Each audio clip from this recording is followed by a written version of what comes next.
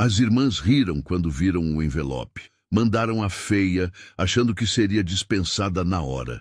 Mas quando o milionário a viu naquele salão e disse 4 palavras que ninguém esperava, o que aconteceu depois calou todas as vozes que um dia tentaram apagar o que ela valia. Apoie o canal, deixando seu like e comentário, e vamos para a nossa história. Beatriz Cunha percebeu que estava atrasada para acordar apenas quando o celular vibrou às 5h29 na beira da cama. 1 minuto antes do alarme que ela nunca precisava, porque seu corpo já tinha aprendido ao longo de anos que o mundo não esperava por quem dormia demais. O apartamento de 42 metros quadrados, em Sapopemba, estava no mesmo silêncio de sempre, o tipo de silêncio que tem peso, que tem textura, que é feito de coisas não ditas e paredes finas demais para guardar segredos. A janela do quarto deixava entrar um fio de luz laranja do poste da rua, e Beatriz ficou deitada por exatos 3 minutos, olhando para a mancha de umidade no canto do teto, que estava ali desde fevereiro passado, e que nenhuma das 3 tinha dinheiro para consertar. 3 minutos era o máximo que ela se permitia antes de levantar. Na cozinha pequena, enquanto a água do café esquentava, ela separava a marmita de Dona Lourdes com os movimentos automáticos de quem fez aquilo centenas de vezes sem precisar pensar. Arroz, feijão temperado com alho e louro, frango desfiado na panela de pressão que ela tinha feito na noite anterior, depois de chegar da padaria com os pés doendo. O aroma do café encheu o cômodo e Beatriz aspirou aquilo devagar, com os 2 cotovelos apoiados na pia, olhando pela janela da cozinha, o céu ainda roxo de São Paulo que começava a clarear sobre os telhados irregulares do bairro. Havia algo naquele momento específico, antes de tudo começar, antes das irmãs acordarem, antes do ônibus lotado e do mármore manchado da padaria central do Brás, que pertencia completamente a ela. Era silêncio, era só seu. Camila e Fernanda dormiam no quarto do fundo, com as máscaras de gel nos olhos e os potes de creme importado na prateleira que as duas dividiam. Creme que custava 180 o frasco e que elas compravam toda vez que tinham dinheiro sobrando, o que acontecia com uma regularidade que Beatriz não conseguia entender, considerando que a parte do aluguel de cada uma estava sempre em atraso, ou quase. Ela não dizia nada. Havia uma economia de energia que Beatriz praticava há anos com as irmãs. Uma espécie de cálculo permanente sobre o que valia a pena gastar com palavras. Quase nada valia. Então, ela ficava em silêncio, pagava os 420 mensais do remédio da mãe, organizava o envelope das contas sobre a mesa da cozinha e acordava às 5h30. Dona Lourdes ainda dormia quando Beatriz deixou a marmita na geladeira com um bilhete escrito à caneta. Lembrar de tomar o losartana antes do almoço. Já separei na caixinha azul. Ela olhou para a mãe por um momento, pela fresta da porta, os cabelos brancos espalhados no travesseiro, a respiração lenta e pesada de quem havia sobrevivido a um AVC em 2022 e ainda carregava os efeitos daquilo no lado esquerdo do corpo, na mobilidade reduzida, no jeito que a mão fechava às vezes involuntariamente sobre o lençol.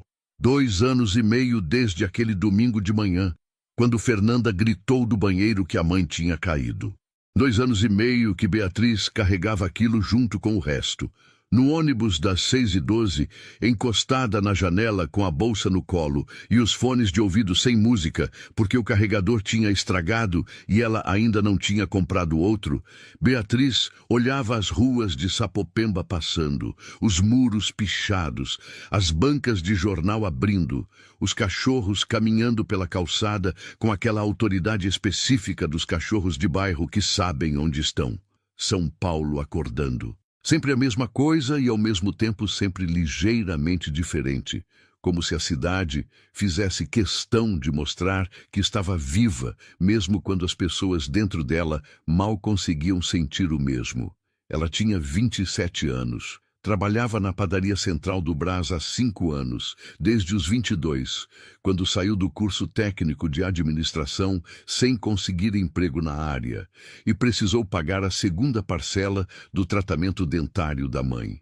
Depois virou 3 parcelas, depois virou o remédio mensal, depois virou o aluguel, quando Camila ficou 2 meses sem trabalho, porque, como ela disse, estava se reposicionando profissionalmente.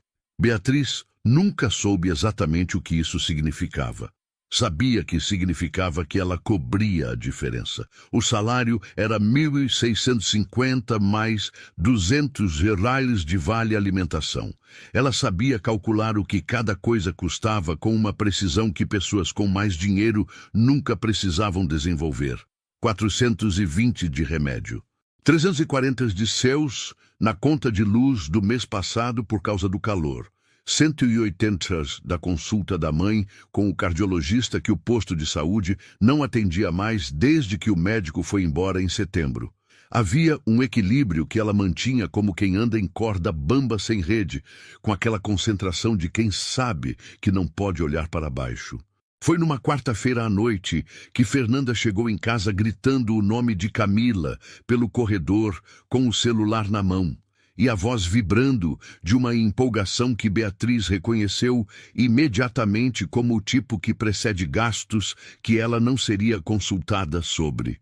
Rafael Monteiro, fundador da Monteiro Incorporações, 41 anos, 120 milhões de faturamento anual, 340 funcionários. Estava abrindo processo seletivo para assistente executiva pessoal e, por alguma razão que alimentava as teorias românticas de Fernanda, conduziria a seleção final pessoalmente, num coquetel corporativo no edifício Jaraguá, no Centro Histórico, dia 14 de março. Camila apareceu no corredor com a máscara nos olhos ainda e as duas ficaram no corredor inclinadas sobre o celular como se estivessem olhando para algo sagrado.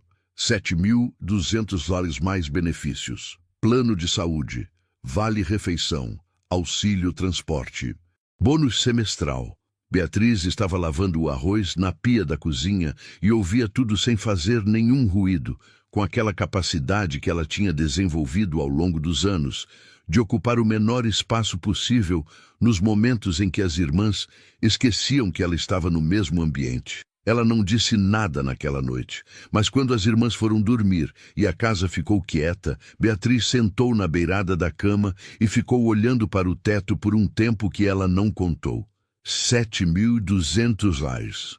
Ela fez o cálculo mentalmente, não porque precisasse, mas porque o número pedia para ser sentido de formas diferentes.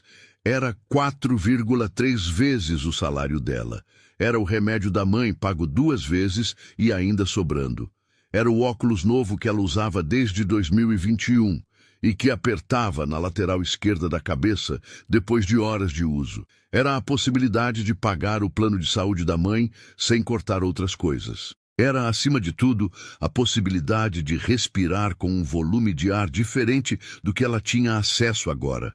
Ela se inscreveu no processo na manhã seguinte, antes das 6 horas, com o celular na penumbra do quarto, enquanto as irmãs ainda dormiam. Não contou para ninguém. Quando Camila encontrou o envelope com o convite sobre a mesa da cozinha, 3 semanas depois, Beatriz estava no banheiro com o chuveiro ligado e não ouviu imediatamente o que foi dito. Ouviu a risada primeiro.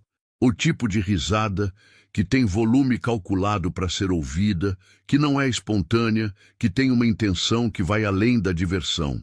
Saiu do banheiro com a toalha ainda na cabeça e encontrou Fernanda segurando o envelope entre 2 dedos, com a expressão de quem achara algo simultaneamente ridículo e divertido. "Você se inscreveu?" Camila disse, sem conseguir conter o sorriso que ia além do que ela tentava controlar. "Você vai assim, de óculos grossos e cabelo amarrado?" Beatriz não respondeu.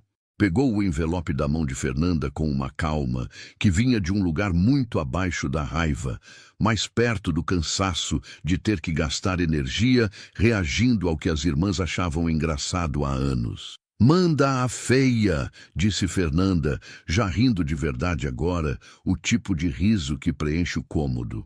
"Ele vai dispensar na hora."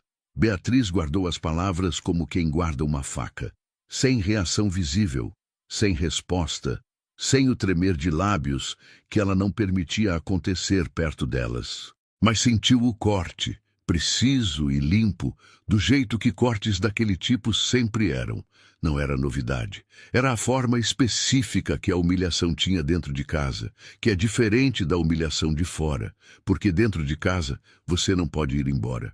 Passou os dias seguintes preparando o que tinha. A blusa azul marinho que comprou 2 anos atrás para uma entrevista de emprego que não deu em nada. Lavada, passada a ferro 3 vezes, até que as marcas de dobra desaparecessem completamente. A saia preta que usava para ir à missa com a mãe, nas datas que Dona Lourdes conseguia sair de casa.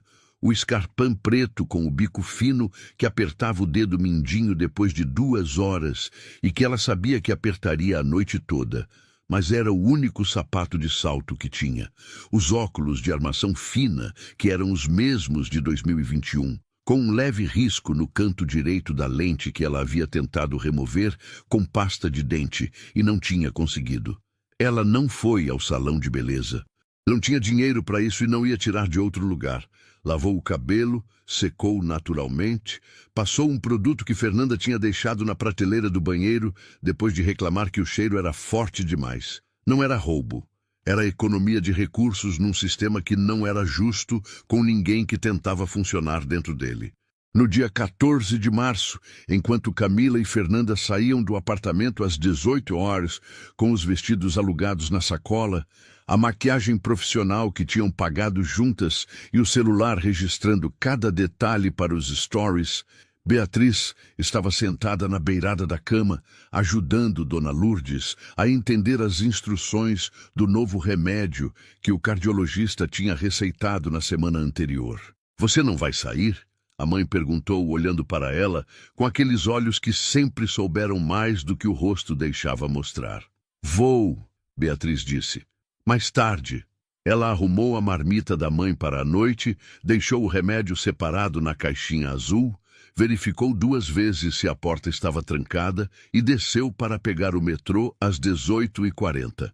O edifício Jaraguá ficava na Praça Antônio Prado, no centro histórico, a 15 minutos de metrô da estação Sé. Beatriz conhecia aquela região da cidade pelo som antes de chegar. O murmúrio grave do centro, que era diferente de qualquer outro barulho de São Paulo, mais denso, mais antigo, com camadas de cidade embaixo de mais camadas de cidade. Subiu a rua com o escarpão, fazendo o clique preciso no calçamento de pedra portuguesa, e sentiu o frio de março que a cidade soltava quando o sol desaparecia, aquele frio úmido que entrava pelo casaco como se soubesse onde você era mais fraco. O salão no 3º andar do edifício Jaraguá tinha 400 metros quadrados, com vista para o vale do Anhangabaú, as luzes da cidade espalhadas abaixo, como uma constelação deitada, os prédios do centro iluminados contra o céu índigo daquela noite. Havia champanhe em taças finas, sobre bandejas carregadas por garçons de colete, tábuas de frios e queijos sobre mesas cobertas com toalhas brancas, e o tipo de iluminação dourada e calculada que faz todo mundo parecer ligeiramente mais bonito e ligeiramente mais seguro do que realmente é. Havia 23 candidatas no salão quando Beatriz chegou às 19h em ponto, tendo calculado o tempo de metrô com precisão suficiente para não chegar tarde e sem margem para chegar cedo o bastante para sentir o constrangimento de esperar sozinha num ambiente que não era feito para ela. Camila e Fernanda já estavam lá, e ela as viu da entrada antes que elas a vissem, as duas com os vestidos alugados e os cabelos presos em penteados que custaram tempo e dinheiro, misturadas ao grupo de candidatas que conversavam em duplas e trios com aquela tensão específica de quem está sendo avaliada, mas precisa parecer que não está sendo. Rafael Monteiro chegou às 19h15. Beatriz o viu entrar antes de qualquer outra coisa. Não porque chamasse atenção da forma que ela esperava de um homem com 120 milhões de faturamento, mas pelo contrário, porque ele entrou sem o tipo de presença performática que costumava acompanhar pessoas com poder naquele nível. 41 anos, cabelo escuro com o começo de grisalho nas têmporas, terno cinza escuro sem gravata, expressão que ela classificou imediatamente não como arrogância, mas como o jeito de quem passou tempo demais lendo planilhas e pouco tempo demais em salões de eventos sem querer estar ali. Havia 2 assessoras atrás dele, e elas sim carregavam as pranchetas e os processos e o peso administrativo do evento. Ele carregava apenas a expressão de quem vai cumprir algo que foi marcado. Durante 40 minutos, Beatriz o observou de longe cumprimentar cada candidata. Educado, frio, profissional. As assessoras faziam as perguntas técnicas enquanto ele ficava levemente de lado, escutando com uma atenção que não era óbvia, mas que ela aprendeu a identificar, porque era o mesmo jeito que ela mesma prestava atenção quando não queria que a outra pessoa soubesse que estava prestando. Ele não dava sinais. Não inclinava a cabeça para nenhuma. Não esboçava o sorriso específico que acontece quando alguém te surpreende. Era uma superfície plana. Camila respondeu às perguntas com a fluência treinada de quem havia ensaiado respostas na frente do espelho nos 3 dias anteriores. Beatriz viu, da outra ponta do salão, Rafael Monteiro ouvir tudo com aquela expressão e então virar levemente para a assessora ao lado. O gesto sutil de quem passa para o próximo sem precisar dizer em voz alta. Quando chegou a vez de Beatriz, a assessora mais jovem, de óculos com armação vermelha e cabelo preso com aquela precisão de quem não deixa nada ao acaso, conduziu as perguntas com a mesma eficiência clínica que havia conduzido as anteriores. Administração de agenda complexa, com múltiplos fusos, resolução de conflitos entre equipes, comunicação sob pressão. Beatriz respondeu cada uma com a objetividade de quem não tem roteiro, mas tem prática, a diferença entre saber o que deveria ser dito e saber o que era verdade, sendo sempre a mesma para ela, que nunca havia aprendido a separar as 2 coisas com facilidade. Então a assessora fez a pergunta que havia feito para todas as outras 22. Qual a sua maior qualidade profissional? Beatriz não hesitou. Não respirou fundo antes de responder. Não inclinou a cabeça. Não formulou a resposta com o tom cuidadoso de quem quer soar modesta e competente ao mesmo tempo. Disse, com a voz do mesmo volume que usava para dar troco na padaria: eu apareço. O silêncio que veio depois teve textura diferente dos silêncios anteriores. A assessora de óculos vermelhos piscou uma vez, o tipo de pisco involuntário que acontece quando o que você ouviu não se encaixou no espaço que você tinha preparado para receber. E Rafael Monteiro, que havia passado 40 minutos como uma superfície plana, parou. Não foi um movimento dramático. Não foi um recuo de corpo ou uma virada de cabeça calculada. Foi o tipo de parada que acontece internamente antes de qualquer movimento externo, quando algo diz para o sistema inteiro que precisa de um segundo para processar. Ele olhou para ela. Não da forma que havia olhado para as outras, aquela atenção profissional e distante, da forma diferente. O tipo de olhar que vai além do que a outra pessoa está mostrando, que quer entender o que está embaixo do que está vendo. Da outra ponta do salão, Camila e Fernanda tinham as taças de vinho paradas no ar. Rafael Monteiro disse as 4 palavras que ninguém no salão esperava ouvir naquele momento, com uma voz baixa que chegou até Beatriz, com uma clareza que não tinha nada a ver com volume. Você foi a única. Não era contratação ainda. Beatriz percebeu isso antes mesmo que Rafael terminasse de falar, porque havia uma qualidade na frase que não era de encerramento, era de abertura, o tipo de coisa que abre uma porta antes de dizer o que está do outro lado. A assessora de óculos vermelhos ficou quieta com a prancheta na mão, olhando para o chefe com aquela expressão de quem está recalibrando o script do evento em tempo real. As outras assessoras, um pouco mais atrás, Trocaram um olhar rápido, que Beatriz captou no canto do campo visual, sem mover os olhos. Rafael continuou, com a mesma objetividade que soaria quase abrupta, se não fosse pela qualidade específica da atenção que ele estava dando, que era do tipo que faz a dureza da frase soar como respeito. Todas as outras candidatas haviam respondido o que imaginavam que ele queria ouvir: liderança sob pressão, capacidade de antecipação, proatividade com responsabilidade. As palavras certas, no tom certo, com a cadência treinada de quem estudou como parecer exatamente o que o entrevistador está procurando. E havia competência genuína naquelas respostas. Ele não estava dizendo que não havia. Estava dizendo que havia ouvido a mesma coisa 22 vezes, com variações de volume e velocidade, e que nenhuma delas havia dito nada que ele não soubesse que estaria ali antes mesmo de entrar no salão. Eu apareço era diferente. Era a resposta de alguém que não estava gerenciando a impressão que causava. Era a resposta de alguém que sabia, com aquela quietude específica de quem aprendeu as coisas por dentro e não por fora. Que presença consistente é mais rara do que qualquer habilidade técnica que pode ser listada num currículo. Ele pediu que ficasse para uma conversa após o encerramento do evento. Beatriz disse que sim, com um movimento de cabeça pequeno e firme, do mesmo jeito que dizia sim para turno extra na padaria quando precisava, sem drama, sem o risco de mostrar quanto aquilo importava. Por dentro, havia algo que não era exatamente nervosismo. Era mais parecido com o momento antes de sair do ônibus, numa parada que você nunca desceu antes, quando você não sabe o que vai encontrar, mas já colocou o pé na direção da porta. Da outra ponta do salão, Camila havia abaixado a taça de vinho. Fernanda estava com a expressão de quem está calculando algo e não está chegando ao número esperado. O evento encerrou aos 20h40. As candidatas saíram em grupos pequenos, o som das conversas se dissolvendo no corredor com o clique dos saltos no piso de mármore do edifício Jaraguá.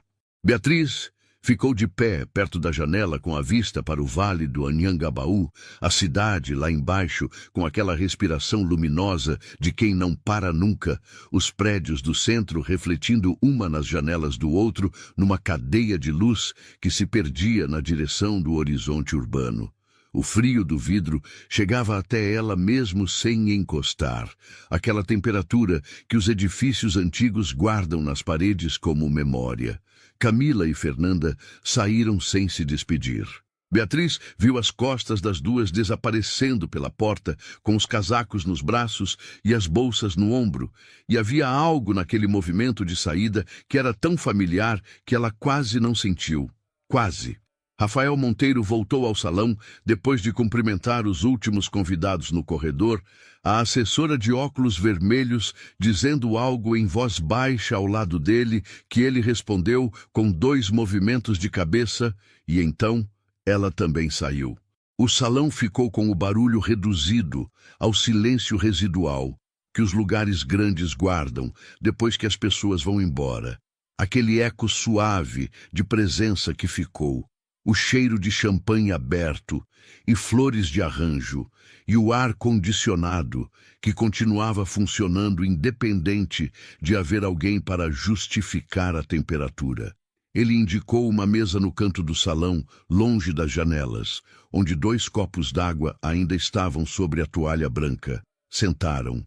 Beatriz cruzou as mãos sobre o colo, porque o Scarpin estava apertando o dedo mindinho há 2 horas, e ela havia aprendido que quando o corpo começa a pedir atenção num momento que exige foco, a única coisa que funciona é redirecionar completamente a consciência para outra coisa. Rafael perguntou sobre rotina, não no formato de pergunta técnica de processo seletivo, não com a moldura de descreva seu dia a dia profissional. Perguntou de uma forma direta e sem ornamentação, o jeito de quem quer a informação e não a performance da informação. Beatriz contou. A padaria.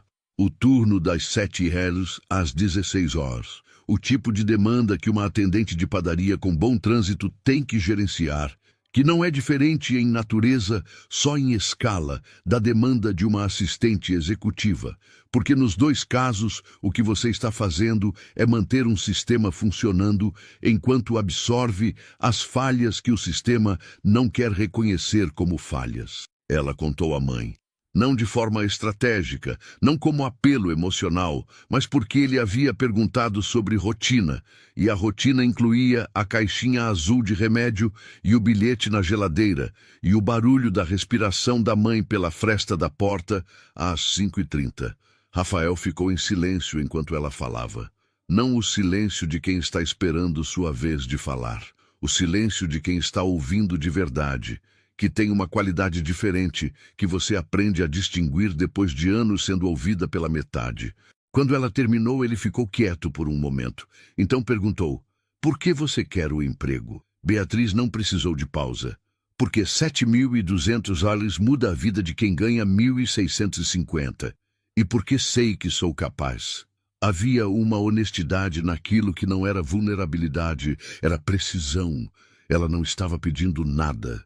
Estava oferecendo um cálculo e uma afirmação, os dois elementos que ela achava que importavam, sem a camada de modéstia performática que tornaria a resposta mais palatável, mas menos verdadeira.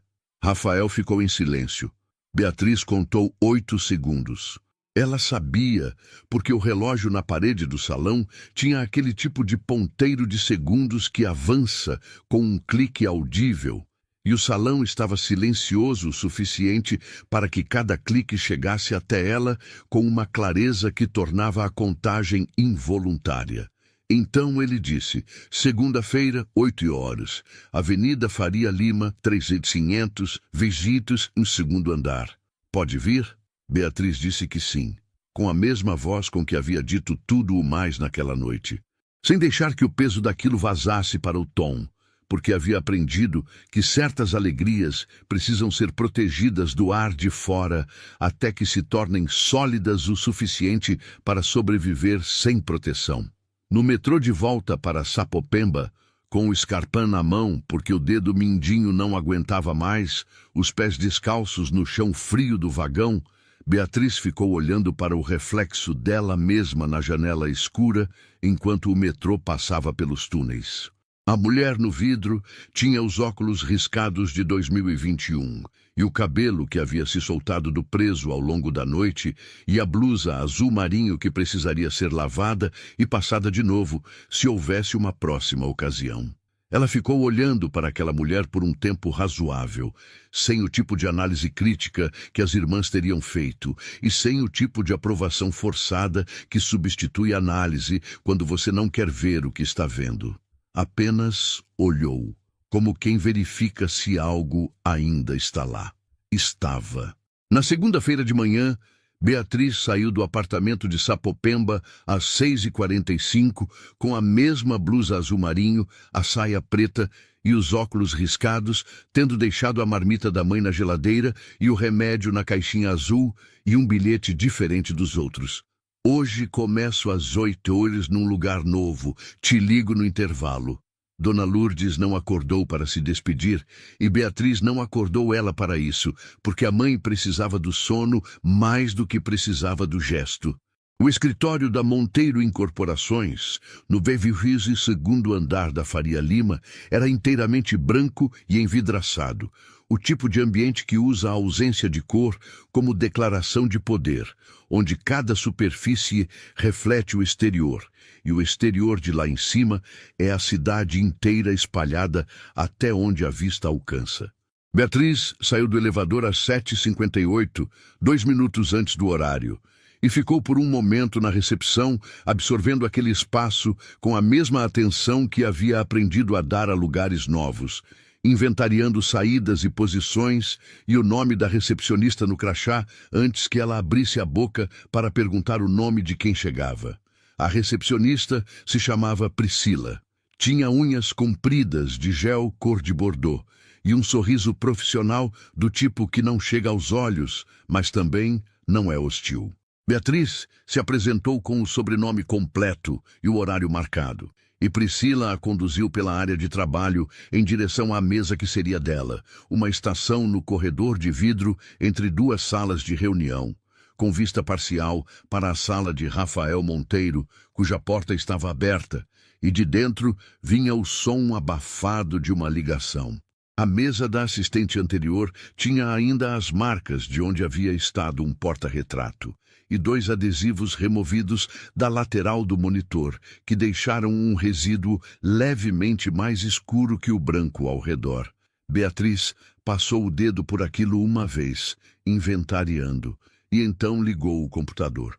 Rafael saiu da ligação às 8h12 e veio em direção à mesa dela, sem aquela hesitação de quem não sabe se o outro se estabeleceu o suficiente para ser interrompido. Era o escritório dele. A hesitação não fazia parte do script. Reunião com a construtora Vieira às 10h. Os arquivos estão na pasta compartilhada, acesso já foi configurado. Minha agenda fica aqui. Ele indicou o sistema na tela. E aqui. Indicou o caderno de couro preto sobre a mesa. E aqui, tocou a própria cabeça com 2 dedos, nessa ordem de prioridade. Quando há conflito entre as 3 versões, me perguntar antes de resolver por conta própria. Beatriz anotou. À mão, num caderno que havia comprado na papelaria da esquina de casa antes de sair, porque o acesso ao sistema era uma coisa e o ato físico de escrever era outra, e ela havia aprendido que o segundo fixava o primeiro, de uma forma que a tela sozinha não conseguia. Alguma dúvida? Ele perguntou. Ainda não, ela disse. Ele voltou para a sala. Os primeiros dias tinham a textura específica de quando você está aprendendo um lugar, não apenas fisicamente, mas em todas as dimensões invisíveis que um lugar tem. As hierarquias não declaradas entre as equipes, os horários reais de chegada e saída contra os horários registrados, quem tomava decisão de verdade nas reuniões e quem apenas falava mais alto, onde ficava o café bom e onde ficava o café que as pessoas bebiam porque era o que tinha. Beatriz chegava 15 minutos antes todos os dias. Anotava tudo à mão antes de digitar. Nunca deixou um e-mail sem resposta por mais de 2 horas, incluindo os que chegavam às 19h, quando ela já estava no metrô de volta para Sapopemba, e respondia do celular com aquela conexão instável que o metrô paulistano oferecia entre uma estação e outra. Rafael era exigente da forma que certas pessoas exigentes são, não com crueldade, mas com precisão, o que é, em alguns aspectos, mais difícil de gerir, porque não há onde se esconder atrás de uma reação emocional quando o que você está recebendo é simplesmente a exatidão do que não foi feito bem. Ele não elogiava. Notava quando algo estava certo do jeito que um arquiteto nota quando uma linha está onde deveria estar, sem cerimônia, seguindo em frente. Beatriz aprendeu a ler aquilo como linguagem, a entender que a ausência de correção era forma de aprovação naquele sistema, e que sistema era esse depois de uma semana de observação. Havia uma reunião numa quarta-feira, na 3ª semana, quando um problema de agenda criou uma sobreposição com 3 compromissos simultâneos que a assistente anterior havia deixado acumulando desde o mês anterior sem resolver. O tipo de conflito que vira bola de neve, porque ninguém quer fazer a ligação difícil para o cliente que vai ter que ser remarcado, especialmente quando esse cliente é um investidor com temperamento documentado e agenda própria rígida. Beatriz mapeou os 3 compromissos, identificou qual podia ser movido com menor custo de relacionamento, redigiu os e-mails de remarcação com as justificativas corretas e os horários alternativos já verificados, e resolveu em 20 minutos o que havia ficado em aberto por semanas. Rafael passou pela mesa dela no fim do expediente daquele dia, sem parar. Disse de costas, com a voz no tom normal de quem está continuando a caminhar. Bom trabalho. Beatriz ficou olhando para as costas dele desaparecendo pelo corredor e sentiu aquilo mais do que deveria. Ela sabia que sentia mais do que deveria, da mesma forma que sabia que o fato de saber não mudava o que estava sentindo. Havia algo naquele elogio específico, vindo daquele lugar específico, de alguém que não os distribuía, que tinha um peso diferente de qualquer coisa que as irmãs dissessem ou não dissessem em todos os anos que ela havia passado, acordando às 5h30 no apartamento de Sapopemba. Não era vaidade, era reconhecimento. Ela percebeu que não era a mesma coisa apenas quando sentiu a diferença entre os dois no peito.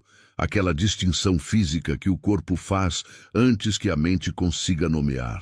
As semanas foram se acumulando com aquela velocidade específica do tempo, quando você está genuinamente ocupada com algo que importa. A cidade passava pela janela do VEG, o segundo andar, com a perspectiva diferente que a altura dá. Não a cidade de quem está dentro dela, mas a cidade de quem consegue ver onde ela termina em todas as direções. Beatriz trazia a marmita todos os dias numa bolsa térmica que a mãe havia ganhado de brinde numa farmácia anos atrás e que ainda vedava bem. Comia na mesa mesmo, porque o horário de almoço dela raramente coincidiu com um momento em que alguma coisa urgente não estivesse pedindo atenção. E ela havia descoberto que resolver o urgente antes de comer era mais eficiente do que comer com o urgente na cabeça. O restaurante corporativo no terceiro andar tinha pratos do dia que custavam entre 58 e 72 aires e um cardápio de à la carte que começava em 45 aires. A equipe da Monteiro tinha uma mesa de preferência e almoçava em grupo às 12h30, com aquela socialização de escritório que é ao mesmo tempo obrigatória e opcional, dependendo do quanto você quer investir na versão não profissional dos relacionamentos profissionais. Beatriz havia ido uma vez na primeira semana, pedido o mais barato, feito as contas na cabeça enquanto conversava sobre o projeto residencial no Tatuapé e nunca mais voltou. Não havia dissimulação suficiente no mundo para esconder que 58 lares era um terço do que ela gastava por dia em tudo o mais somado. Foi numa quinta-feira, na quinta semana, que Rafael chegou à mesa dela às 13h15 com uma expressão que não era exatamente surpresa, mas era a versão mais próxima que o rosto dele chegava daquilo. Ele havia precisado de algo no arquivo físico que ficava num armário próximo à sua mesa e havia notado que ela estava almoçando ali, o recipiente de marmita aberto, o garfo de plástico que ela guardava na gaveta e que tinha a alça levemente dobrada de tanto uso. Ela não tentou esconder. Guardar a marmita antes que ele visse teria sido pior do que estar com ela à vista. Ele não disse nada naquele dia.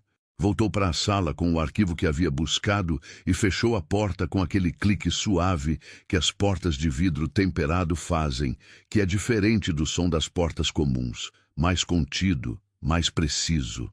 Na manhã seguinte, havia um envelope sobre a mesa de Beatriz, branco, sem identificação, selado. Dentro, um voucher do restaurante no valor de 300, sem assinatura.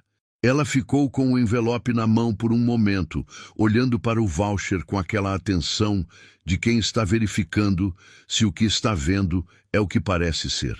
Então levantou, foi até a porta da sala de Rafael, que estava entreaberta, e bateu 2 vezes com o nó do dedo.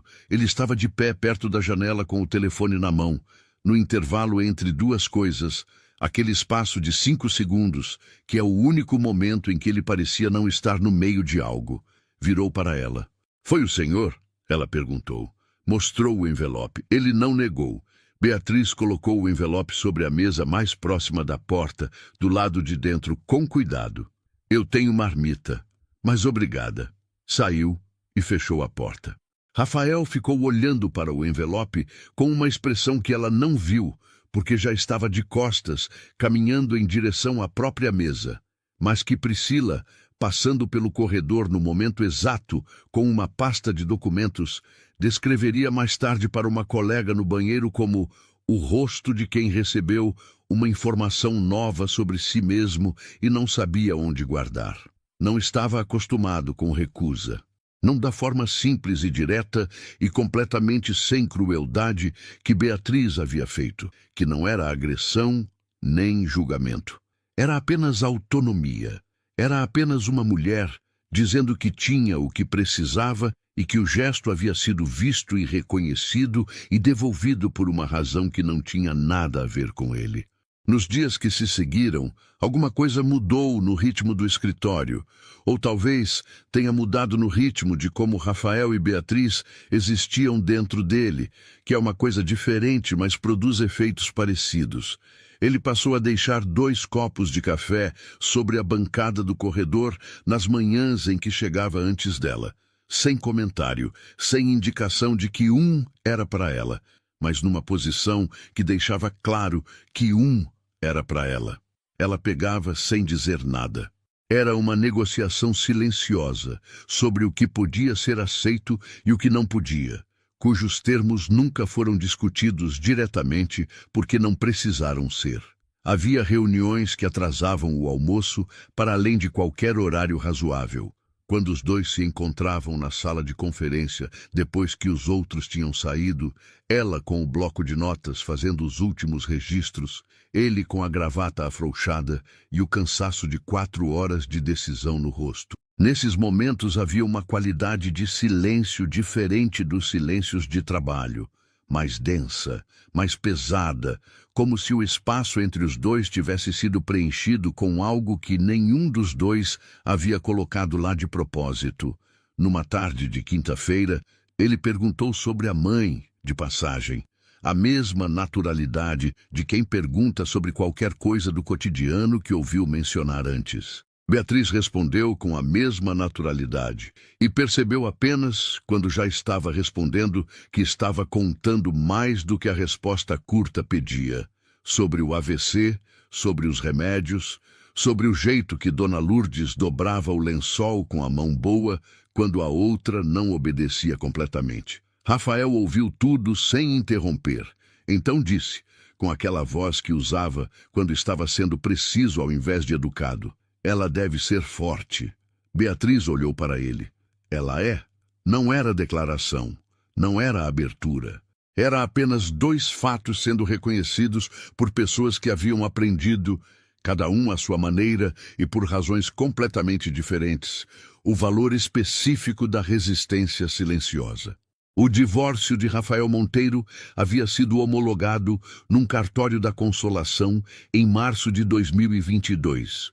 4 anos antes daquele escritório branco e envidraçado, onde Beatriz organizava a agenda de um homem que ela ainda chamava de Senhor nos e-mails formais, e de Rafael quando precisava chamar sua atenção de dentro da sala de reunião.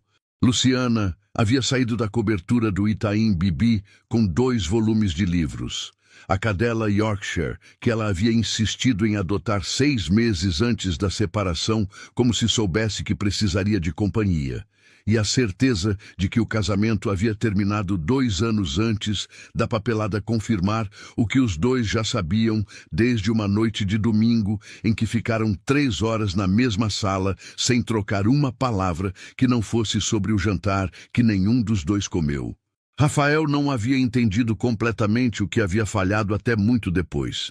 Havia tentado entender através do trabalho, que era a linguagem que ele conhecia melhor, aquela forma de traduzir tudo em problema a ser resolvido com recursos suficientes e método correto. Mas solidão não é problema de recursos. Ele percebeu isso apenas quando a cobertura ficou completamente silenciosa pela primeira vez. E o silêncio não tinha a qualidade de descanso que ele havia imaginado que teria. Era apenas vazio. Era apenas o ar-condicionado e as luzes automáticas e a vista da cidade que continuava existindo com uma indiferença que ele havia confundido durante anos com liberdade. 4 anos depois, o vazio havia se normalizado da forma que vazios se normalizam quando você para de tentar preenchê-los e começa simplesmente a funcionar ao redor deles. Havia reuniões e resultados, e a empresa que havia crescido de 40 milhões para 120 milhões em 7 anos com uma trajetória que os perfis de negócios descreviam como disciplina e visão, e que Rafael sabia, com a honestidade que reservava para as 2 da manhã, quando não havia mais ninguém para administrar a impressão, era principalmente o resultado de não ter mais nada além do trabalho para onde olhar. Ele percebeu que algo havia mudado no escritório da Faria Lima numa manhã de segunda-feira da 7ª semana, quando chegou às 7h20 e a mesa de Beatriz já estava ocupada, o computador ligado, o caderno aberto com anotações feitas com aquela letra pequena e precisa que ela usava. E havia na estação de trabalho dela uma ordem que não era a ordem estéril do escritório, mas a ordem de alguém que havia tornado aquele espaço seu. Uma planta pequena, num copo de vidro na beirada, post-its de cores, diferentes no monitor com um sistema que levou ele 2 dias para decifrar, um elástico vermelho, no punho do lado direito do teclado. Por alguma razão que ele nunca perguntou. Não era que o escritório tivesse ficado diferente. Era que a presença dela havia se tornado parte da textura do lugar, de uma forma que ele só notou quando imaginou, por um segundo, como seria chegar e a mesa estar vazia. E o pensamento teve um peso que não estava proporcional ao que o pensamento deveria ter. Havia um evento naquela semana, jantar com investidores no Spot, nos Jardins, numa quinta-feira. Rafael havia mencionado para Beatriz durante o briefing de agenda como parte da lista de compromissos que ela precisava saber para gerenciar os dias ao redor. E então, mais ao final da conversa, havia dito com o mesmo tom objetivo de tudo o mais. Seria útil se você pudesse vir, como acompanhante profissional. Os investidores têm perguntas operacionais que cruzam com sua área. Beatriz ficou quieta por um momento. Ele viu o momento exato em que ela processou a proposta e tomou uma decisão que não era sobre logística. Não faz parte do contrato, ela disse. Não com hostilidade, com a clareza de quem sabe onde a linha está. Rafael ficou olhando para ela por um segundo depois que ela disse aquilo, e havia na expressão dele algo que não era exatamente contrariedade, mas era a versão mais próxima que ele demonstrava quando algo não seguia o curso que havia calculado. Então acenou com a cabeça uma vez e voltou para a sala. Ela foi embora às 18 horas. Ele ficou até às 22 com os relatórios do trimestre e o jantar do Spot, onde foi sozinho e respondeu às perguntas operacionais dos investidores com a precisão de sempre e chegou na cobertura do Itaim Bibi às 23h40. E ficou de pé na varanda por um tempo que ele não mediu olhando para as luzes da cidade, com aquela sensação de que havia algo errado no cálculo, mas não conseguia identificar onde estava o erro. Nos dias seguintes, Beatriz e Rafael funcionaram com a eficiência de sempre e com uma distância que não era hostilidade, mas que tinha a qualidade específica de quando 2 pessoas que estavam se aproximando fazem um recuo simultâneo e ficam operando na zona segura do profissional sem cruzar para o lado onde as coisas não têm nome. 2 semanas, os e-mails respondidos em 2 horas, a agenda gerenciada com precisão, os conflitos de reunião resolvidos antes de virarem problemas. Tudo funcionando. Nada diferente do que deveria ser. E, ao mesmo tempo, tudo com aquele peso de algo não dito que preenche o espaço entre as palavras certas. Foi a Fernanda quem rompeu o equilíbrio com a eficiência específica que certas pessoas têm para encontrar o momento exato em que uma coisa ainda pode ser desestabilizada. Numa sexta-feira à tarde, Beatriz estava no balcão da recepção, revisando documentos, quando Priscila, com a expressão que as recepcionistas têm quando alguém chega sem agendamento e elas precisam calcular o custo social de cada opção disponível, se inclinou para dizer em voz baixa que havia uma mulher na recepção pedindo para falar com ela. Beatriz desceu. Fernanda estava de pé na entrada com a bolsa no braço e aquela postura de quem chegou com propósito declarado, que é, na verdade, uma forma de chegar com insegurança não declarada. Ela olhou para o saguão de mármore e vidro, para os seguranças discretos, para o nome da empresa em letras metálicas na parede e Beatriz viu no rosto da irmã o cálculo acontecendo em tempo real. Saíram para a calçada da Faria Lima. O trânsito da tarde fazia aquele barulho grave e contínuo que é a frequência de fundo da cidade inteira.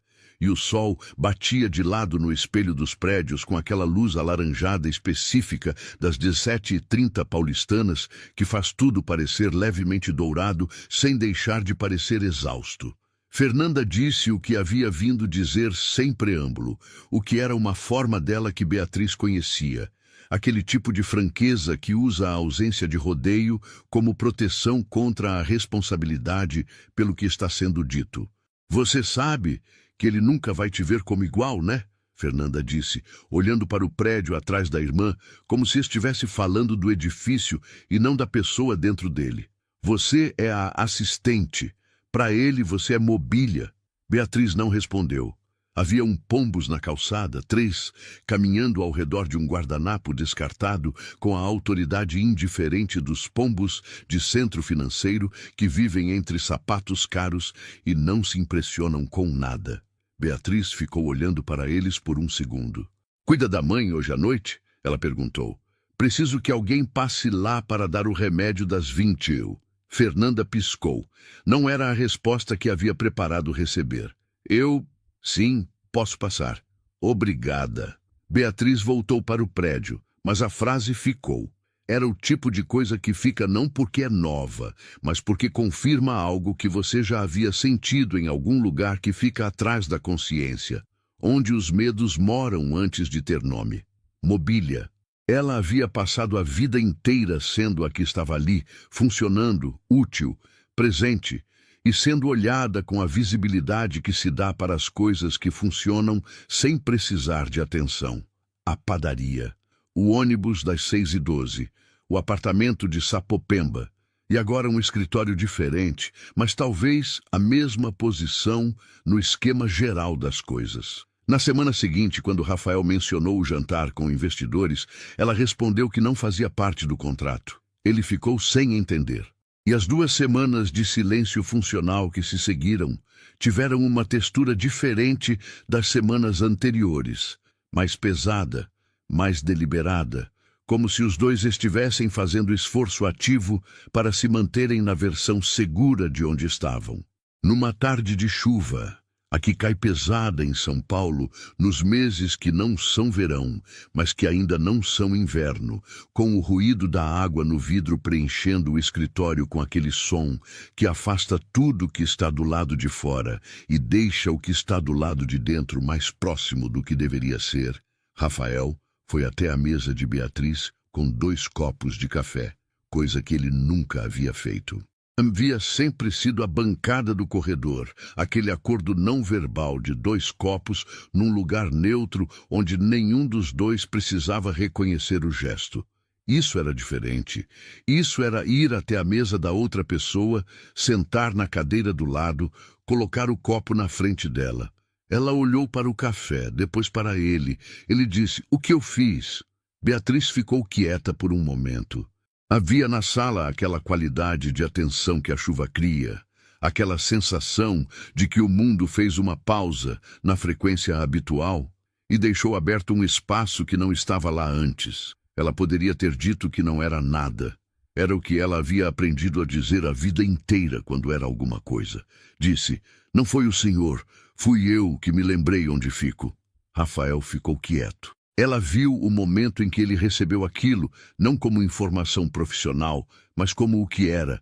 Uma afirmação sobre posição, sobre hierarquia, sobre o espaço que ela havia decidido ocupar dentro daquele sistema, depois que Fernanda havia colocado em palavras o que ela havia sentido, mas não havia dito para si mesma ainda. "E onde você acha que fica?" ele perguntou, com uma voz que não tinha o tom de quem está contestando. Tinha o tom de quem está genuinamente perguntando. Beatriz não respondeu, mas ele ficou com a pergunta. Ela viu que ficou, da forma que certas perguntas ficam quando chegam num momento em que a pessoa estava pronta para recebê-las sem saber que estava. Ficaram em silêncio por um tempo com os 2 copos de café na mesa e a chuva no vidro e a cidade lá embaixo completamente indiferente a tudo aquilo. Então ela pegou o café e abriu o caderno e voltou para o trabalho. E ele ficou na cadeira do lado por mais 3 minutos antes de levantar, que era mais tempo do que qualquer coisa no escritório havia exigido dele ficar parado. Às 18h47, quando Beatriz já estava com a bolsa no ombro e o casaco no braço esperando o elevador, o celular vibrou. Mensagem de Rafael. Ela leu 2 vezes antes de processar, porque a mensagem era simples demais para o peso que tinha. Posso te ligar depois das 20 horas? Não sobre trabalho. Ela ficou no corredor com o dedo no telefone e o elevador chegando, e indo sem ela entrar. Depois chegou outro. Ela não entrou nesse também. Ficou olhando para a mensagem com aquela concentração de quem está tentando sentir o chão antes de dar o próximo passo, verificando se é sólido, verificando se aguenta o peso. Havia naquele momento, no corredor do 22º andar, com a chuva ainda batendo nos vidros do corredor e a cidade lá embaixo, fazendo o seu barulho de sempre, algo que ela não sabia nomear completamente, mas que reconhecia pelo peso específico que tinha. Era a diferença entre onde você está e onde você poderia estar. Era a distância entre o que você aprendeu a esperar e o que estava sendo oferecido. Era o medo de que aceitar fosse mais arriscado do que recusar, porque recusar você já sabia como fazer. Ficou 12 minutos olhando para a tela. Depois respondeu: pode. Esperou o próximo elevador. Entrou. Desceu os 22 andares, com o coração fazendo aquela coisa que ele faz quando você tomou uma decisão e ainda não sabe se foi a decisão certa, que não é exatamente medo e não é exatamente esperança, mas tem um pouco dos dois misturados, de uma forma que o corpo não sabe classificar, mas sente com uma precisão absoluta. Do lado de fora, a Faria Lima estava molhada e barulhenta e completamente alheia. São Paulo não parava para ninguém. Beatriz levantou a gola do casaco contra o vento úmido e caminhou em direção à estação do metrô com aquela velocidade que ela tinha. Aquele passo que não era pressa, mas era determinação. O passo de quem sabe para onde está indo mesmo quando não sabe completamente o que vai encontrar ao chegar. Às 20h17, o telefone tocou. Ela atendeu no segundo toque, sentada na beirada da cama em Sapopemba, com os pés descalços no chão frio, e a voz de Dona Lourdes vindo do quarto ao lado, com o som do noticiário que a mãe assistia todas as noites antes de dormir. Ele disse: obrigado por atender. Ela disse: o senhor disse que não era sobre trabalho. Não é. Uma pausa. Eu queria perguntar se você está bem. Beatriz ficou em silêncio por um momento. Era uma pergunta simples. Era o tipo de pergunta que as pessoas fazem 200 vezes por semana sem querer saber a resposta. Mas havia naquele momento específico, naquela voz específica, através daquele telefone com a tela trincada no canto que ela nunca tinha dinheiro para consertar, uma qualidade diferente. Era a pergunta de alguém que queria saber a resposta. Estou, ela disse. E então, porque era verdade e porque havia algo naquele espaço que a fazia não querer usar apenas as palavras mínimas. Estou melhor do que estava. Ele ficou quieto por um momento que ela não contou desta vez. Eu também, ele disse. Ficaram na linha por mais 40 minutos, com Dona Lourdes adormentando ao som do noticiário do quarto ao lado e São Paulo fazendo seu barulho eterno lá fora, falando sobre coisas que não tinham nada a ver com agenda ou reunião ou decisão corporativa. Sobre a cidade, sobre as partes dela que cada um conhecia e as partes que nunca havia visitado. Sobre o que você aprende de um lugar quando o atravessa de baixo para cima e não de cima para baixo. Rafael disse que nunca havia andado de metrô na vida adulta. Beatriz disse que nunca havia estado num andar acima do 10º de nenhum prédio antes da Faria Lima. Os dois ficaram em silêncio por um momento depois disso, não com constrangimento, mas com o tipo de reconhecimento que acontece quando você percebe que está falando com alguém que viveu uma versão completamente diferente da mesma cidade que você acha que conhece. Antes de desligar, ele disse: "A pergunta que você não respondeu, onde você acha que fica?" Ela ficou quieta. "Você não precisa responder agora," ele disse. "Eu só queria que soubesse que perguntei de verdade." Ela desligou às 21h03 e ficou por um tempo com o telefone na mão, olhando para nada específico, deixando o silêncio do apartamento ter o tamanho que tinha, sem tentar preenchê-lo com pensamento. Camila estava fora. Fernanda havia passado para dar o remédio da mãe e já tinha ido embora. Era só ela e Dona Lourdes dormindo e a cidade lá fora. Pela primeira vez em muito tempo, o silêncio tinha uma qualidade diferente. Não era vazio, era espaço. Os meses seguintes foram construídos em camadas finas, do tipo que você não percebe enquanto estão sendo depositadas, mas que, olhando para trás, formam algo com espessura e peso que não estava lá antes. Não havia declaração, não havia nome para o que estava acontecendo, e nenhum dos dois fez o movimento de nomear, porque havia uma sabedoria compartilhada e não discutida de que certas coisas nomeadas antes do tempo viram outra coisa, perdem a qualidade específica que tinham quando ainda eram apenas o que eram. Rafael passou a levar café para a mesa dela sem fazer cerimônia. Ela passou a deixar um post-it na agenda quando havia uma reunião que ele estava evitando subconscientemente, não dizendo que estava evitando, apenas reorganizando a semana de uma forma que criava espaço para o que precisava ser feito sem que ele precisasse admitir que havia precisado do empurrão. Era uma linguagem. Eles a desenvolveram sem discutir a gramática. Havia uma tarde numa sexta-feira em que uma reunião com fornecedores atrasou tanto que, quando terminou, eram 19h30 e o escritório estava vazio e eles dois estavam na sala de conferência com os restos de uma apresentação ainda na tela e 2 copos de água que já estavam temperatura ambiente há horas. Rafael disse que havia um japonês bom a 2 quadras. Ela disse que tinha marmita na bolsa. Ele disse que sabia. Ela disse que ia comer a marmita mesmo assim. Ele disse que podia comer do lado de fora enquanto ela comia a marmita. Ela ficou olhando para ele por um momento, com aquela expressão que tinha quando estava calculando se havia uma pegadinha em algo que parecia simples. Não havia. Comeram na pracinha na esquina da Faria Lima com a Juscelino Kubitschek. Ela com o recipiente de marmita no colo e ele com o temaki do japonês, com os pombos da noite circulando ao redor das mesas de metal, com a mesma autoridade indiferente dos irmãos de calçada da padaria central do Brás.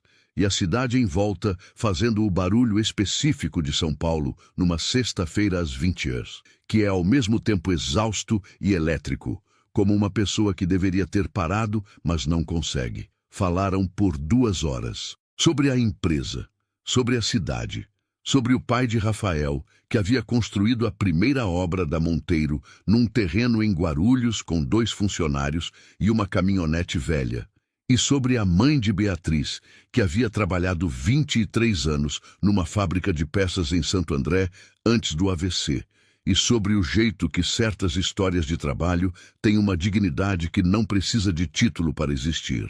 Rafael disse aquilo, e Beatriz ficou quieta por um momento, não com desconforto, mas com o cuidado de quem está verificando se o que acabou de ouvir é o que parece ser, se é reconhecimento genuíno, ou aquela versão performática de reconhecimento que pessoas com muito dinheiro às vezes praticam para sentirem que estão do lado certo de alguma coisa. Era genuíno.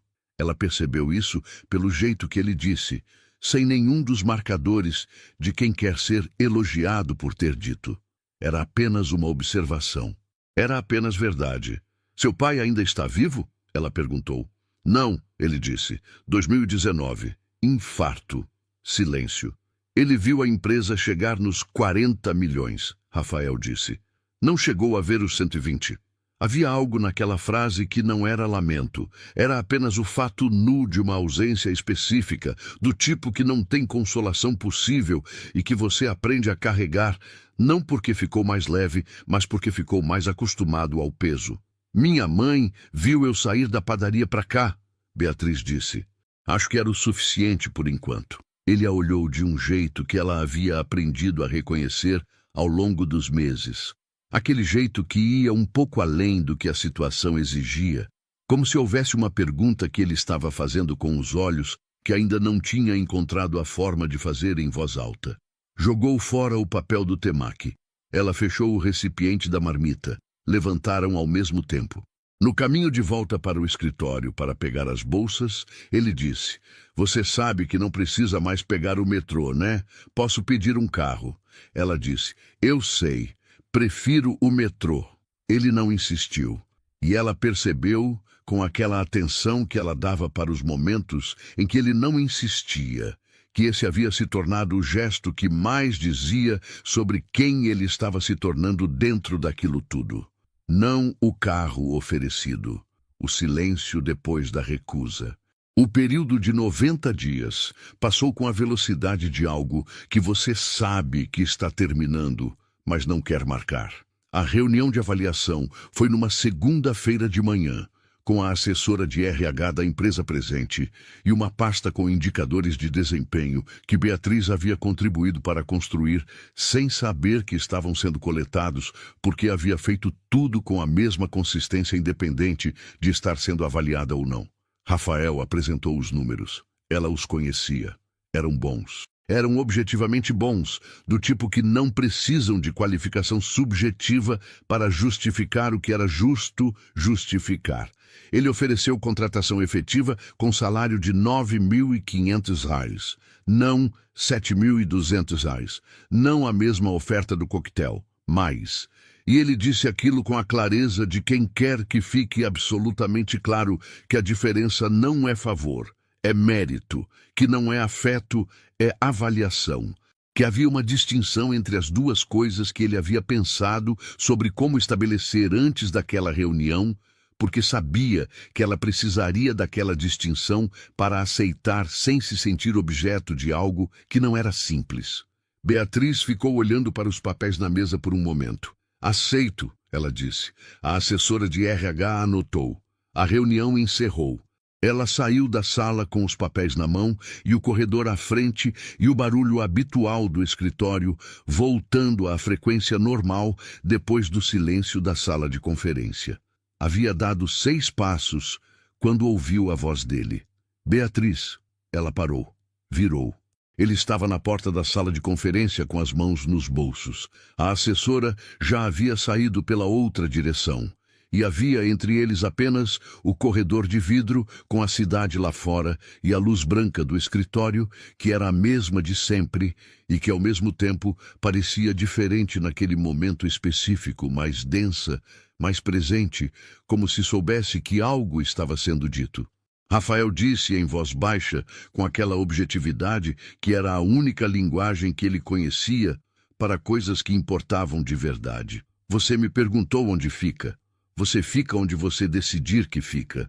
Isso é tudo que eu sei." Ela ficou olhando para ele por um momento. Não era declaração, era reconhecimento. Era alguém dizendo que a pergunta que ela havia feito naquela tarde de chuva havia sido ouvida, processada, respondida, com o único tipo de resposta que ele tinha condições de dar honestamente, que era a que colocava a decisão completamente nas mãos dela, sem retirar nada dela e sem acrescentar nenhum peso que não fosse o peso real da coisa. Ela fez o menor dos movimentos com a cabeça. Então virou e caminhou em direção à mesa. Ele voltou para a sala.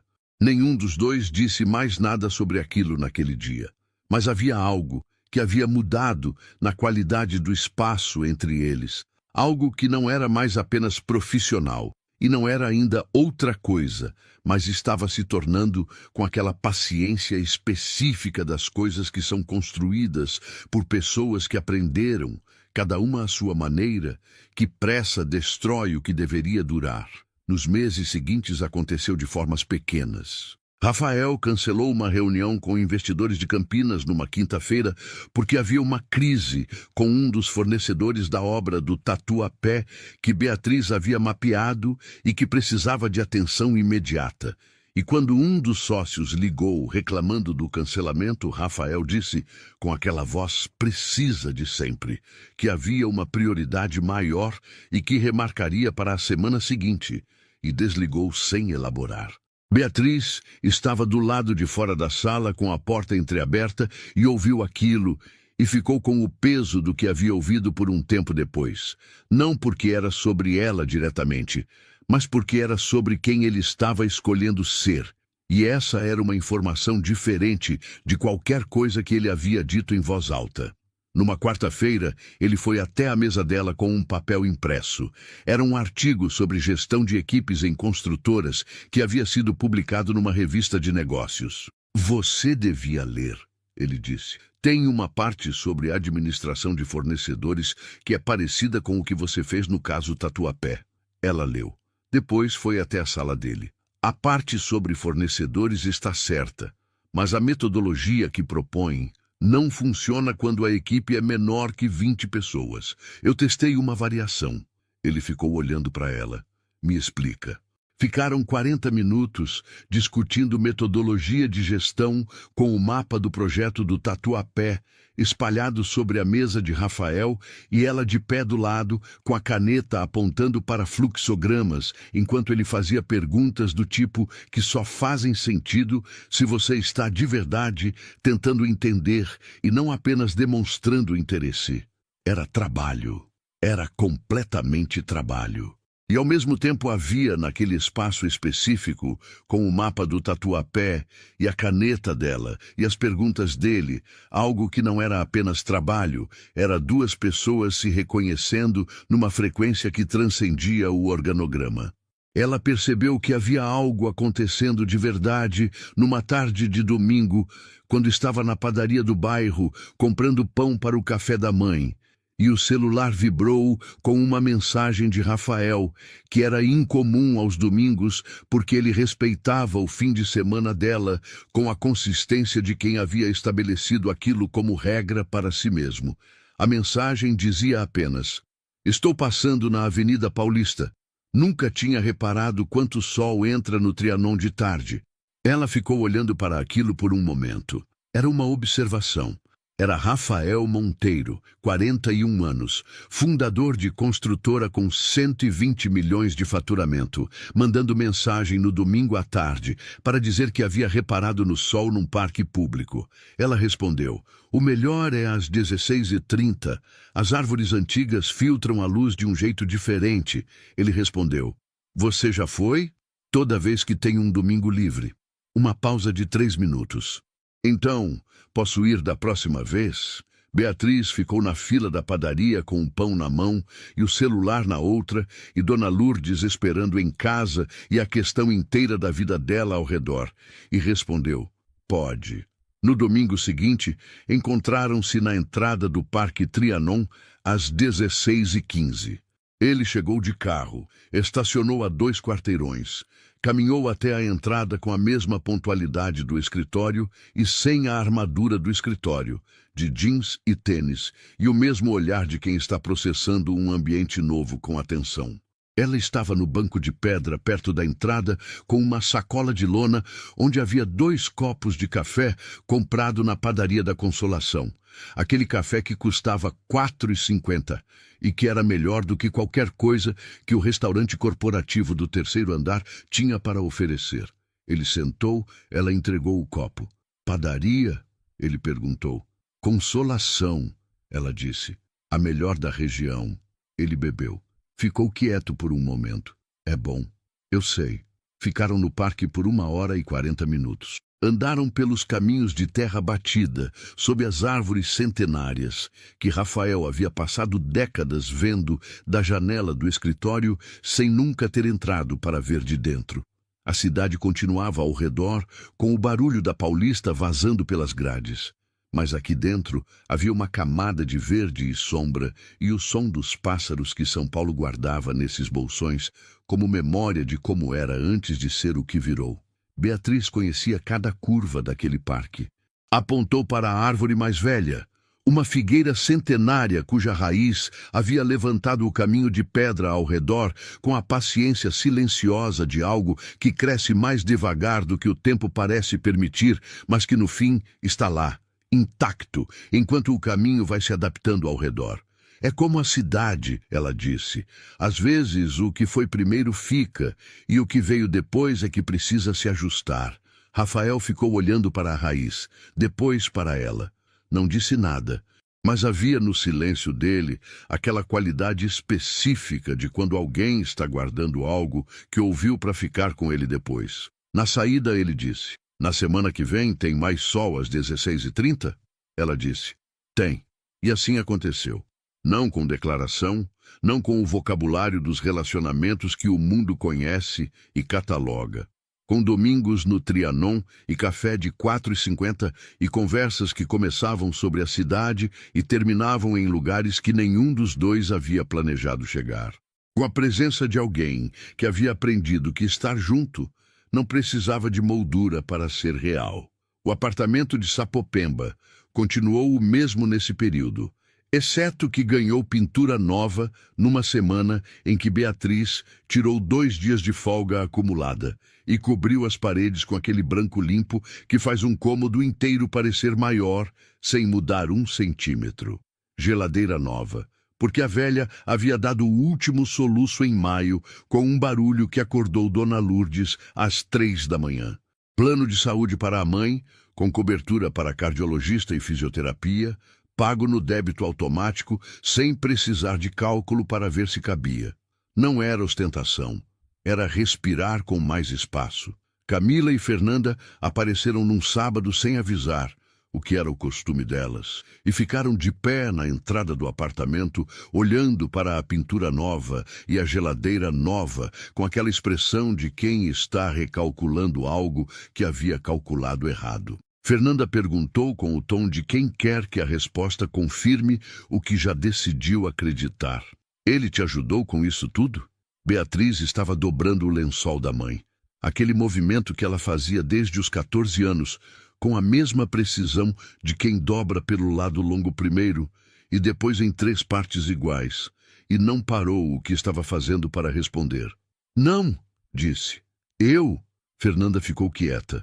Camila olhou para a geladeira de stainless steel que refletia levemente a luz da cozinha. "Mas você e ele..."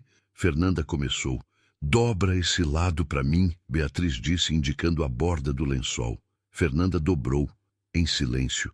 E havia algo naquele silêncio que era diferente dos silêncios anteriores, que não era o silêncio do julgamento contido, mas o silêncio de alguém que está processando que o cálculo que havia feito estava errado, e que o erro não estava no objeto do cálculo, mas na pessoa que calculou. Dona Lourdes dormia no quarto, com a respiração lenta, e o plano de saúde pago, e o remédio na caixinha azul, e a fisioterapeuta que vinha às terças e quintas e que havia dito na semana anterior que o movimento da mão esquerda estava melhorando, gradual, consistente, do jeito que as coisas melhoram quando tem os recursos certos para melhorar.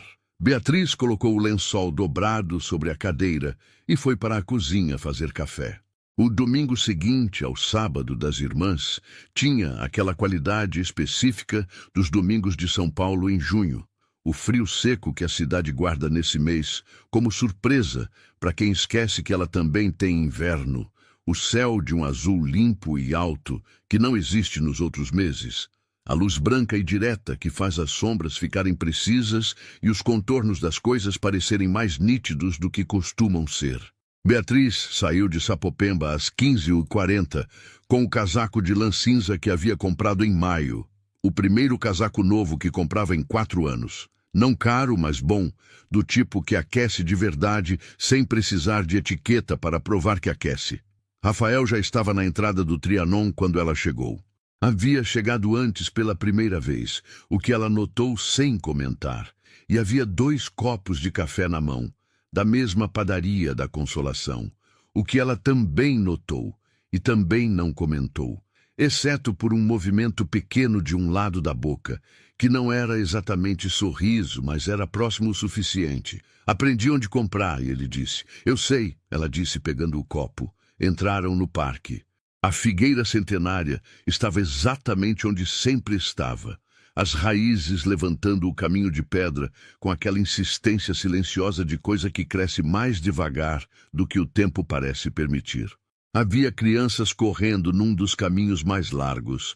3 meninos, com idades diferentes, perseguindo uma bola com aquela energia específica de quem ainda não aprendeu que o corpo cansa. E um cachorro amarelo de raça indefinida que havia decidido que a bola era também sua responsabilidade e não parava de interceptar as jogadas com uma seriedade cômica que fez Beatriz rir de verdade. Aquele riso que vem antes que você decida se vai rir. O tipo que é involuntário e, por isso, é o mais real. Rafael ficou olhando para ela rindo. Ela percebeu o olhar. Não fingiu que não percebeu. O que foi? Ela perguntou. Nada, ele disse. E então, porque havia aprendido ao longo de meses que com ela as respostas incompletas custavam mais do que as completas. Eu não ouço você rir muito. Ela considerou aquilo. Não tenho costume. Deveria ter mais. Ela bebeu o café. Está trabalhando nisso. Caminharam pelo caminho que dava para o mirante interno, aquela elevação suave dentro do parque de onde você consegue ver simultaneamente as copas das árvores e os prédios ao redor, a cidade e o que resistiu à cidade num mesmo plano de visão, a natureza e o concreto negociando o espaço com aquela tensão permanente que é a condição fundamental de São Paulo.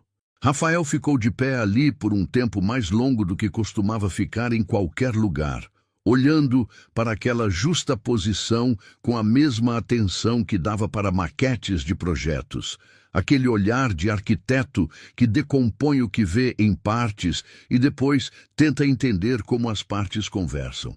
Você acha que a cidade vai engolir isso aqui um dia? Ele perguntou. Beatriz olhou para as árvores, depois para os prédios, depois para as árvores de novo. A figueira tem mais de 100 anos, ela disse. Os prédios ao redor dela já foram outros prédios. Ela ficou. Rafael ficou quieto por um momento. Resiliência vegetal. Ou teimosia, ela disse, dependendo do ponto de vista. Ele a olhou de lado com aquele olhar. Ela fingiu que estava olhando para as copas das árvores. Haviam passado 40 minutos quando ele disse, sem preparação, sem o tipo de construção que as pessoas fazem quando vão dizer algo que importa e que por isso precisam de moldura. Eu não sabia que faltava isso. Ela esperou.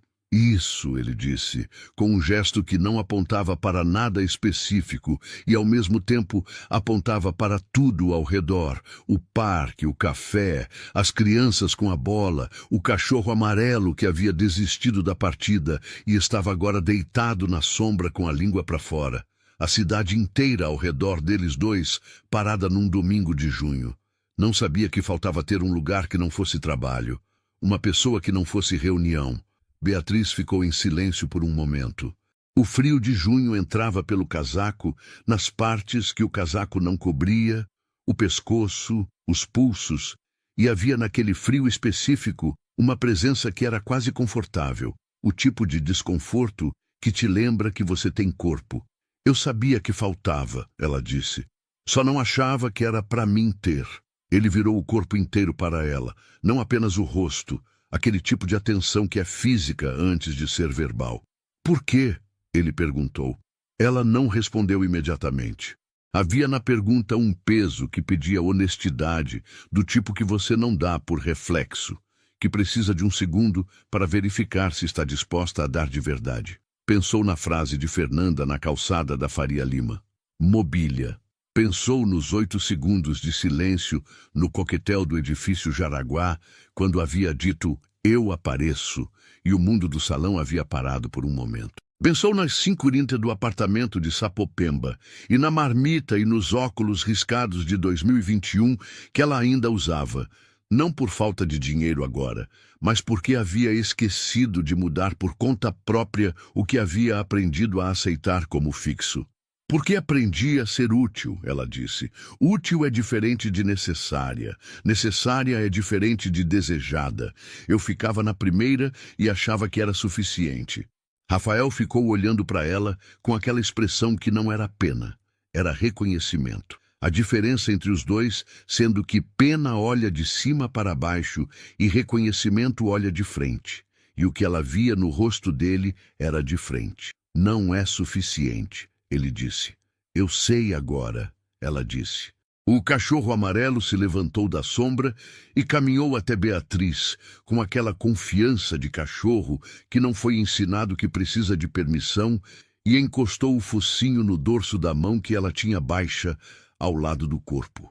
Ela abaixou a mão e ele ficou ali por um momento, quente, real, completamente indiferente a qualquer hierarquia humana.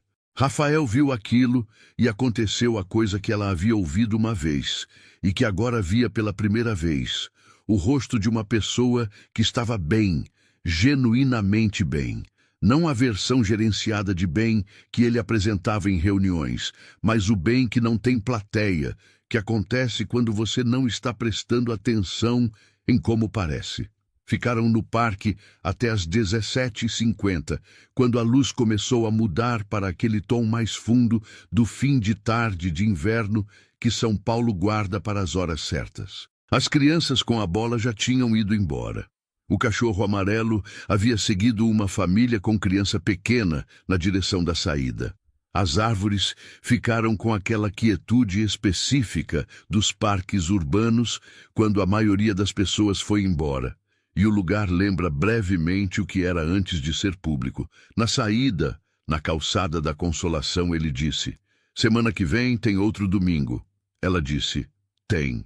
Você me ensina outro parque?" Ela pensou por um momento. "Ibirapuera tem um lago que às 17h fica do jeito que a Paulista não fica. Vale a pena." "Combinado," ele disse. Havia um táxi passando e ele não fez nenhum movimento para chamá-lo. E ela notou aquilo com a mesma atenção que dava para os momentos em que ele não insistia no carro. Eles caminharam até a esquina juntos, e então os caminhos se separavam naturalmente. Ele na direção do estacionamento onde havia deixado o carro, ela na direção do metrô. E antes de virar na esquina, ele disse, sem virar completamente, apenas com o rosto de perfil contra o céu azul escuro de junho: "Obrigado pelo café," ela disse. Era 4h50. "Eu sei," ele disse. Era tudo. Ela ficou na esquina, depois que ele virou, e desapareceu, com o vento frio de junho no rosto e a cidade fazendo seu barulho eterno ao redor e o metrô a 3 minutos de caminhada. Havia algo que ela estava sentindo que não conseguia colocar em uma palavra só. Não era felicidade no sentido amplo e genérico. Era algo mais específico, mais localizado, como quando você carregou algo pesado por muito tempo e de repente coloca no chão e sente o alívio não apenas nos braços, mas em todo o corpo de uma vez. Era leveza. Era a versão real de leveza, não a versão que você pratica fingindo que as coisas pesam menos do que pesam. Era o peso real das coisas sendo real e ainda assim haver espaço para respirar. Caminhou para o metrô com as mãos no bolso do casaco cinza e o café 4h50 que havia terminado lá atrás, ainda com gosto na memória, e os óculos de grau que agora ela decidiu naquele momento específico, sem grande cerimônia, ia marcar consulta para trocar na semana seguinte. Não porque os velhos fossem problema, porque às vezes você para de trocar coisas não porque não pode, mas porque parou de achar que merece coisas novas, e perceber isso é o primeiro passo para parar de ser essa pessoa. Nos meses que se seguiram, Rafael e Beatriz construíram o que construíram da única forma que fazia sentido para ambos, que era devagar, sem pressa, com aquela atenção mútua de pessoas que haviam aprendido, por caminhos completamente diferentes, que as coisas feitas depressa demais geralmente precisam ser desfeitas. Ela não se mudou para o Itaim Bibi. Ele não fez nenhum movimento grandioso de declaração pública. O que havia entre eles Era construído de domingos em parques e conversas de telefone depois das 20 horas e da presença consistente, dia após dia, de alguém que aparecia sem precisar ser lembrado de que estava ali. Havia uma tarde em que Rafael chegou ao escritório com um arquivo de projeto novo, uma obra residencial em Sapopemba, e colocou sobre a mesa de Beatriz sem comentário. Ela olhou para o endereço. Era a 4 quadras do apartamento onde havia acordado às 5h30 por anos. Ele estava ao lado da mesa esperando que ela dissesse alguma coisa. É uma boa localização, ela disse com a voz profissional de sempre.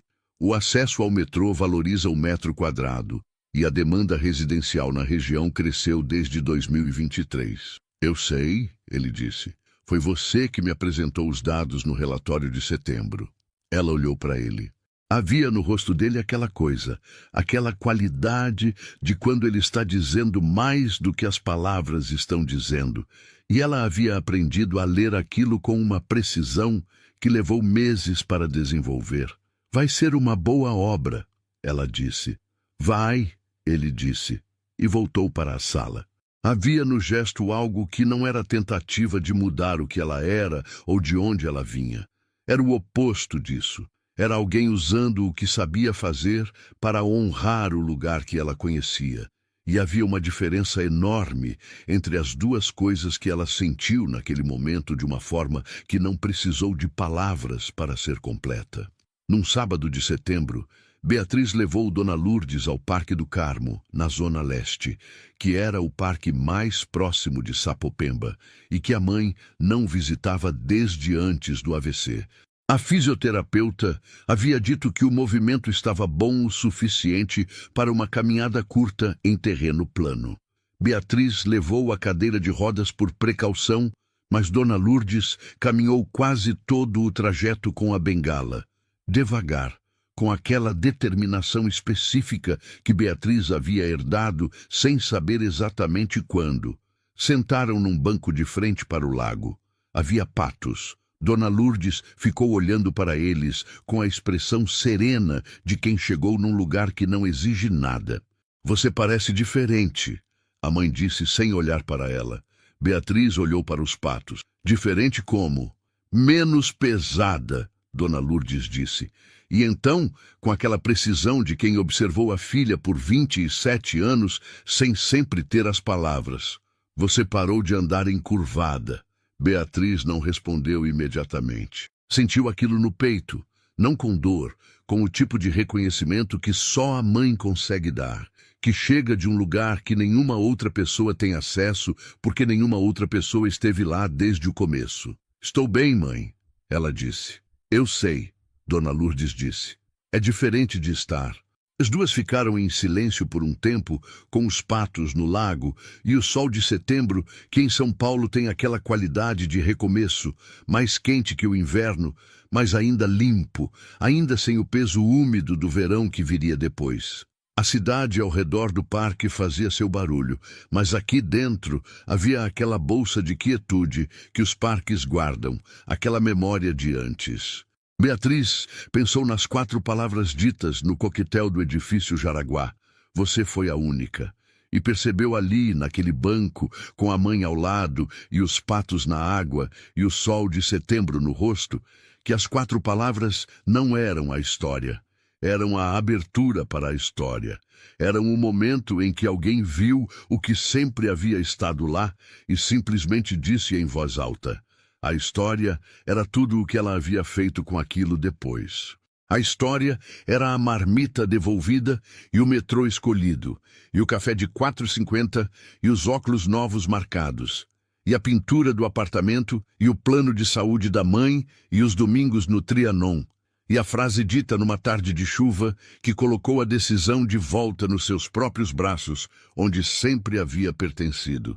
A história era ela, Beatriz Cunha, 27 anos, aprendendo que ocupar espaço não era arrogância, era responsabilidade, que merecer não era presunção, era apenas verdade, que aparecer todos os dias sem pedir permissão para existir tinha sido sempre mais do que suficiente. Era tudo. Dona Lourdes colocou a mão boa sobre a mão da filha, aquele gesto simples de mão sobre mão que não precisa de palavra porque a palavra viria depois, ou não viria, e não faria diferença porque o gesto já havia dito o que precisava ser dito. Beatriz deixou a mão ficar. O sol aquecia o banco de pedra, os patos atravessavam o lago com aquela calma de quem não sabe que existe outra velocidade. São Paulo respirava ao redor com o seu barulho imenso e indiferente e eterno.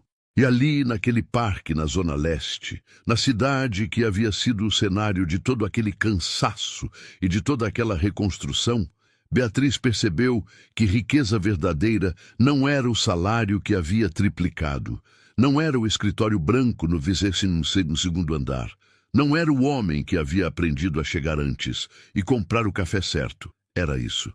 Era a mão da mãe. Era a bengala encostada no banco. Era o sol de setembro. Era saber, com uma certeza que não precisava de confirmação externa para existir, que você chegou onde estava sempre indo, não porque alguém disse 4 palavras que mudaram tudo, mas porque você foi a única que nunca parou de aparecer. E isso era mais do que suficiente, era tudo, era sempre ter sido tudo.